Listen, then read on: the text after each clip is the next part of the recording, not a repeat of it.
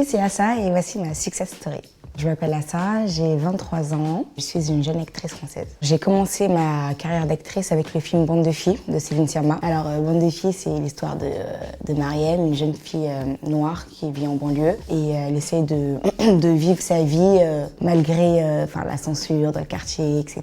Il y a une histoire d'amour, elle tombe amoureuse du pote de son frère, mais son frère il est pas très pour et en fait elle se cherche, c'est une jeune fille qui se cherche et elle rencontre justement ces trois autres filles. Je joue le personnage de Lady, la chef du groupe, et je la recrute dans notre groupe. Et voilà, avec nous, elle va s'émanciper, elle va vivre sa vie. Voilà, elle va faire ce qu'elle veut en fait. Ils ont fait un casting sauvage, ils sont allés repérer des filles dans la rue. Et moi, je suis allée accompagner mes copines passer le casting. Et au final, on m'a proposé de passer le casting à mon tour. Et voilà, tout a commencé. Mes copines m'ont dit, allez, vas-y, à ça, t'as rien à perdre. Et du coup, je l'ai fait. À ce moment-là, j'avais vraiment rien à perdre, j'avais vraiment aucune pression parce que pour moi, j'y croyais pas, je pensais que c'était impossible. Après, on m'a rappelé plusieurs fois pour venir repasser d'autres essais. Et en vrai, j'ai pas vraiment eu de motivation. En fait, dans ma tête, je me faisais pas d'espoir. Avec ma première expérience avec Bande de filles, j'ai kiffé, j'ai découvert ce métier, j'ai découvert ce talent que je pouvais avoir et j'ai tout de suite voulu continuer. Et non, j'ai pas continué mes études. Mon père m'a juste dit, par contre, si tu veux continuer à faire tes films, il faut que tu aies ton bac au moins. Donc j'ai eu mon bac et j'ai continué, j'ai enchaîné avec d'autres castings, etc.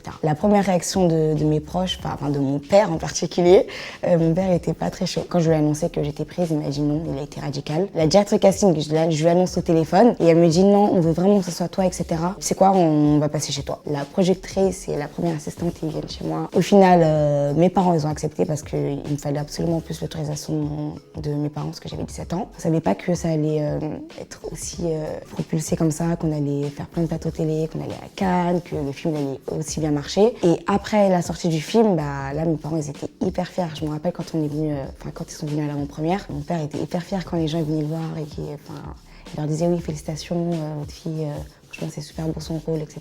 Voilà, là maintenant, il m'encourage et voilà. Il y a beaucoup d'acteurs afro-américains qui m'ont inspirée. Viola Davis, je l'aime trop. J'aime bien Kerry Washington, Lupita Nyong'o. Lupita Nyong'o, c'est ma base. Et en France, Aïssa Maïga m'a beaucoup inspirée. Aïssa Maïga m'a envoyé un message sur Instagram et j'étais choquée. Je me suis dit, mais Aïssa m'a envoyé un message sur Instagram parce que moi, j'étais grave fan d'elle. Du coup, elle m'appelle et elle me parle du projet Noir n'est pas mon métier. Pour moi, c'était une évidence en fait. J'ai même pas hésité une seule seconde à le faire parce que on est 16 actrices à s'être réunies pour cette cause-là.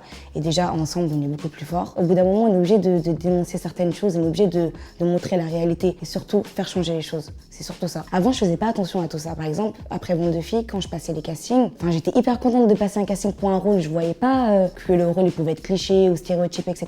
Et c'est vraiment après, en prenant en maturité, que je me suis rendu compte, je me suis dit non, en fait, c'est relou. Je vois pas pourquoi on nous appelle toujours pour les mêmes types de rôles, qu'on soit pas assez représentés, alors que c'est pas ça la France, en fait. En vrai, pour faire changer les choses, je pense que c'est toute une chaîne de personnes qui doivent taffer. Ça part des scénaristes, des directeurs de casting, des réalisateurs, des producteurs et des distributeurs. Déjà, c'est aux scénaristes d'écrire des histoires qui reflètent la France actuelle. C'est à eux de faire changer les choses et après, c'est à nous aussi d'écrire nos propres histoires, de se battre en fait, parce que si on le fait pas, encore une fois, personne ne va le faire pour nous. À partir du moment où on va arrêter de nous rappeler à nos origines, là, les choses ils vont changer. Par exemple, quand on passe un casting, on va arrêter de préciser on recherche une jeune fille noire, on recherche une jeune fille maghrébine, on recherche une jeune fille caucasienne. À partir du moment où on va écrire recherche actrice, tout simplement, là, je pense que les choses avanceront. Qu'est-ce que ça fait de monter les marches de Cannes à mon âge? En fait, je m'en rends pas compte. Je m'en rends vraiment pas compte parce que, je sais pas, je suis normale, moi, genre. Et même, mes proches, ils me disent tout le temps, mais ça, tu te rends pas compte de la notoriété que t'as, de tout ce qui t'arrive, etc. La première fois, en tout cas, quand elle a fait avec Bande de filles, c'était hyper impressionnant parce que quand on voyait les marches du Festival de Cannes à la télé, les marches, elles étaient immenses, elles étaient hyper grandes. Et dès qu'on arrive sur place, en fait, les marches, elles sont toutes petites, tu montes et c'est vite fait, c'est rapide. Par contre, avec Noir n'est pas mon métier, là, c'était autre chose. Là, c'est un autre moment que j'ai vécu. On était tout ensemble, on était soudés. En plus, après, ils ont mis la musique d'Aimon, on a dansé. On a trop kiffé. Alors, Scam France, de base, c'est un remake d'une série originale norvégienne qui s'appelle Scam. Ça suit le quotidien de jeunes lycéens. Et en fait, il y a 4 saisons.